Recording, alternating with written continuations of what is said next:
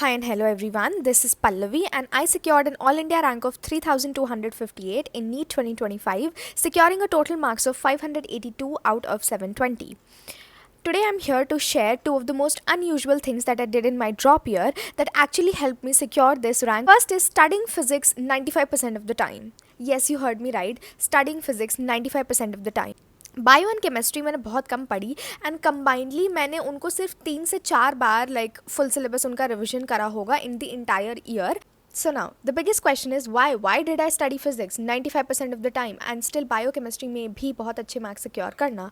So, जब मैंने first attempt अपना दिया था 2024 में, तब also I got 627 marks out of 720 and उस टाइम भी मेरे बायो में 340 एंड मेरे केमिस्ट्री में 165 मार्क्स बने थे. तो मेरी बायो एंड केमिस्ट्री ऑलरेडी बहुत ज़्यादा स्ट्रॉन्ग थी.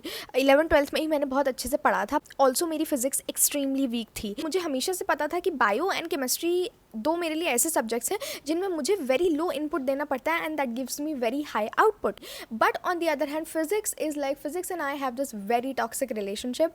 आई स्वेयर टू गॉड, फिजिक्स के लिए मुझे अभी देख लो, फिर मुझे पूरा 24/7 पूरे 1 साल मैंने मेहनत करी है फिजिक्स के लिए, but still I give in a very high input of physics and still I get a very low output. NEET 2024 जैसे एक्सट्रीमली ईजी, मतलब हलवाई पेपर था उसमें तो फिजिक्स का, अगर 2025 से कंपेयर करो तो उसमें भी मेरे कुछ 12 से 11-12 क्वेश्चन छूटे होंगे एंड मेरे से नहीं बने थे क्वेश्चन एंड उसी चीज़ की वजह से मेरा सिलेक्शन नहीं हो पाया था मेरे फर्स्ट अटैम्प्ट में ही.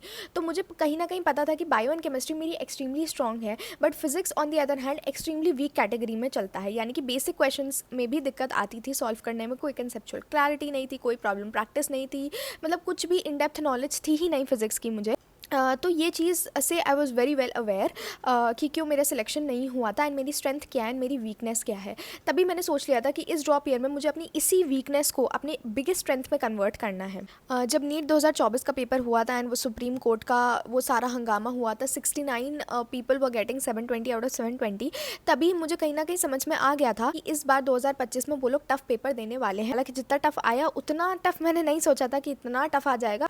एंड सिंस मेरी bio and chemistry already strong है तो मुझे पता था कि अगर उनमें टफ पेपर आ गया ना तो मैं निकाल ले जाऊंगी. बट मुझे था कि अगर फिजिक्स का पेपर उन्होंने टफ बना दिया ना और मेरी प्रेपरेशन लेवल वही रहा जो 2024 में था, तब तो हो गए फिर तब तो कुछ भी नहीं होने वाला, कोई सिलेक्शन नहीं होने वाला. तो तभी मैंने डिसाइड करा कि मैं अपनी बिगेस्ट वीकनेस को अपनी बिगेस्ट स्ट्रेंथ में कन्वर्ट करूँगी. तो मैंने पूरे साल सिर्फ फिज़िक्स पढ़ी. अपने फिज़िक्स मुझे टफ़ लगती थी, फिज़िक्स पसंद भी नहीं थी.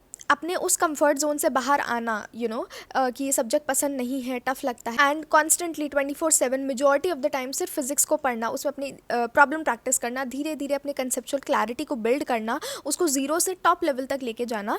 That is what I did in my entire drop year which guaranteed my selection. जो 2024 था जिसमें मेरे से बेसिक नीट के क्वेश्चन नहीं बनते थे, टू अब 2025 के एग्ज़ाम एंड उस टाइम के अराउंड मेरे से जे एडवांस के PYQs भी वेरी वेरी ईजिली सॉल्व हो जाते थे.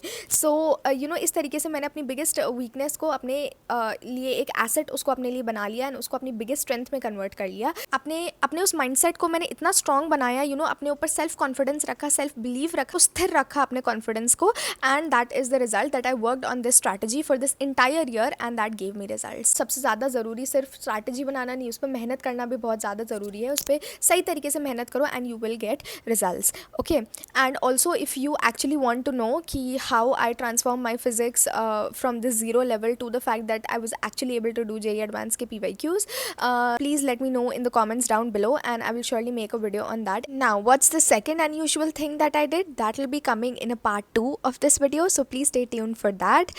So this is a short disclaimer. By this video I am in no way shape or form implying या फिर मेरी ये एडवाइस नहीं है कि तुम भी 95% टाइम फिजिक्स पढ़ो एंड बायोकेमिस्ट्री को मत पढ़ो, उन्हें छोड़ दो. जो मैंने अपना एग्जाम्पल दिया है ना, उससे मैं ये बताना चाहती हूँ कि किस तरीके से मैंने जो है अपने आप को एनालाइज करा, अपनी स्ट्रेंथ वीकनेस को, अब उसके लिए एक स्ट्रैटेजी सेट करी एंड उसी पे ही पूरे साल भर मेहनत करी. हर एस्पिरेंट अलग है, सबकी सिचुएशन, सर्कमस्टांसेस, लर्निंग कैपेसिटी सब कुछ अलग है. तो तुम खुद ही अपने आप को एनालाइज करो एंड उसी पे 1 साल तक काम करो. So after listening to this video, whatever analysis you do, I would love to read it and reply to it. So please do mention it down in the comment section.